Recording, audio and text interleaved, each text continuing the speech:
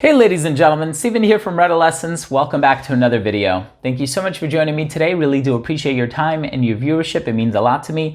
And in today's episode, we're going to be taking a closer look at a fragrance by the company Zadig Voltaire. And this one is called Girls Can Do Anything. I'm excited to give you my thoughts, so make sure to stay tuned.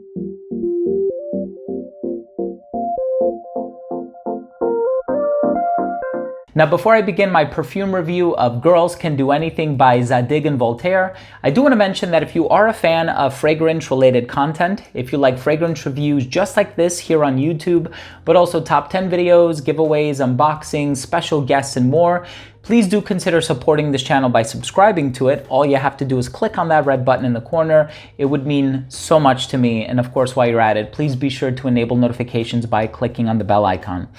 So this is a fragrance that was composed by Quentin Biche, and he is such an accomplished perfumer. He has made fragrances like Delina by Parfums de Marly, as well as the two flankers, Delina Exclusif and La Rosée. He's also made Bad Boy by Carolina Herrera, Mystery Tobacco by Carolina Herrera, and many, many other fragrances. If you saw the actual list, 1 million parfums, I mean, a lot of the Le Male flankers as well. So here we have a fragrance which, if I'm remembering correctly, came out in 2018, so it is about a few years old now. And I do personally have a lot of other fragrances from the company Zadig Voltaire.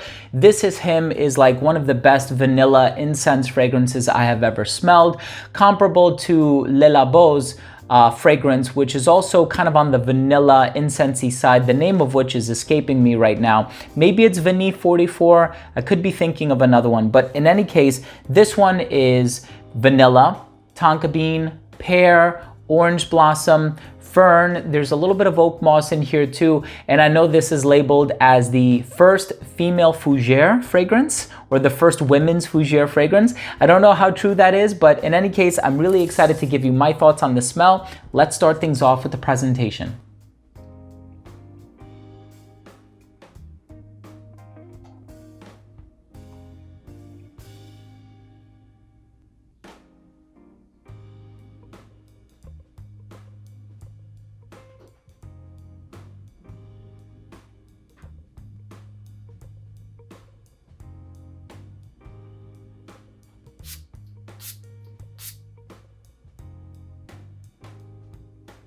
So right in the opening of this fragrance, you are going to get a really nice, bright pear note.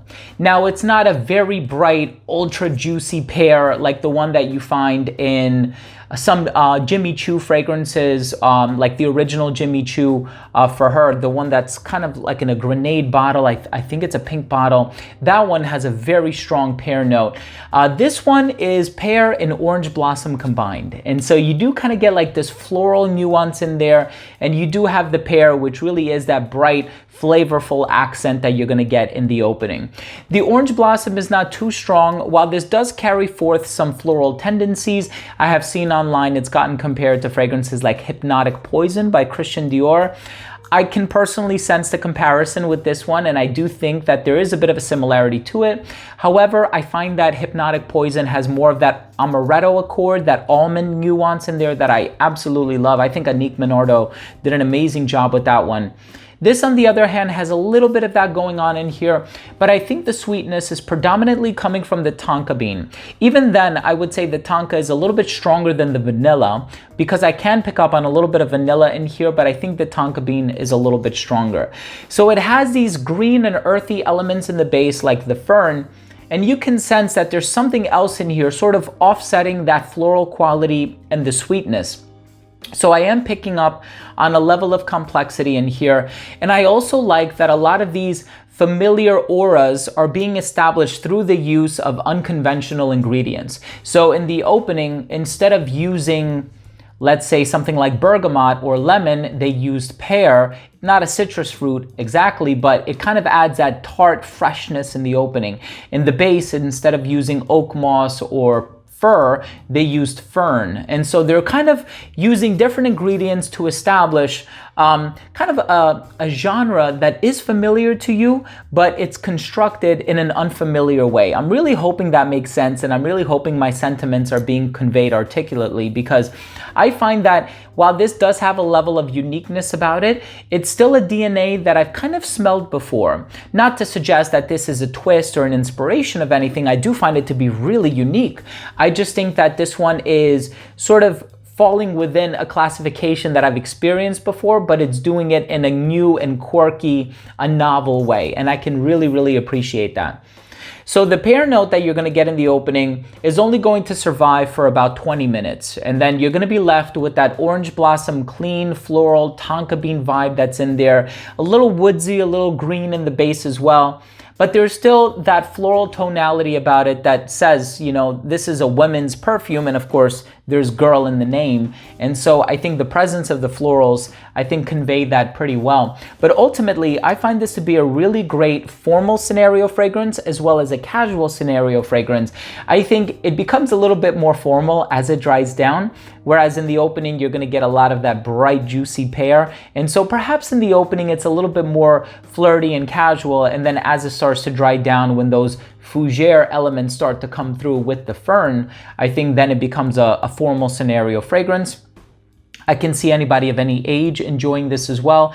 And despite the fact that there's girl in the name, I think if you're a guy and you like fragrances like Pegasus by Parfums de Marly, or you like Hypnotic Poison by Christian Dior, sort of imagine a DNA like that, but a little bit more green and without the almond.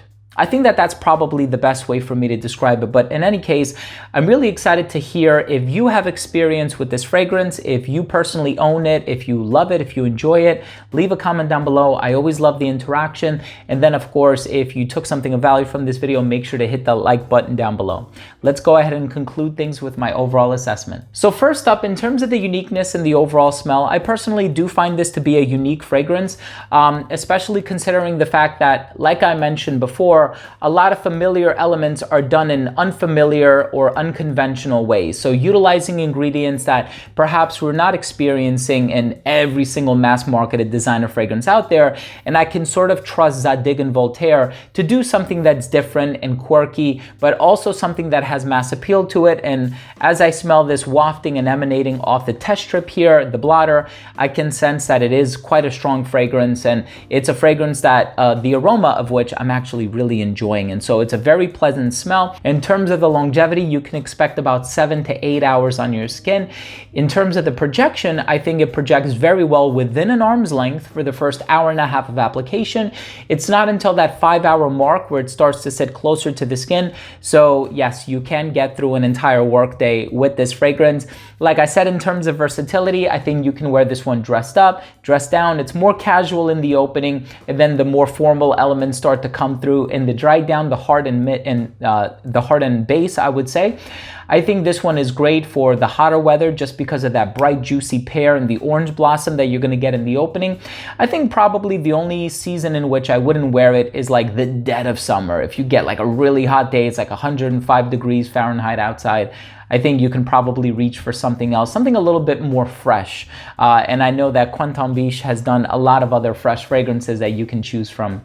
And I think that this one is, you know, a feminine fragrance, but I can see a really confident guy pulling this one off as well. And I think the presentation is also really cool. I like the accents on the cap, the texture, the shape of the bottle, so on and so forth. So my final verdict on this fragrance is, if you're looking for a unique and quirky fragrance and you know Quentin Biche's library of work in the industry, I think that this is one that is worth checking out because it really is a solid women's release from the brand. And it's one that I don't wear. This is actually my mother's bottle. I borrowed it for a few months, actually. I've been meaning to review this since last year. Finally got around to doing it, but it's the type of fragrance that I would purchase, and I would actually love to smell this on my wife as well. And so there you have it, ladies and gentlemen. Thank you so much for watching. That was my review of Girls Can Do Anything by Zadig and Voltaire. If you own or have tried this fragrance, please let me know what you think. Leave a comment down below. Also, if you like this video and you want to see more of it, make sure to hit the like button. This way you're telling YouTube that you like this type of content and you would like to see it recommended to you more often.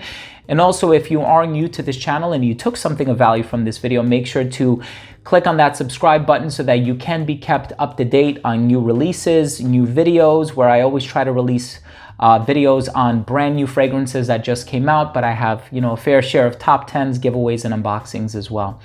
Thanks again for watching. Love you all. We'll see you soon. Bye.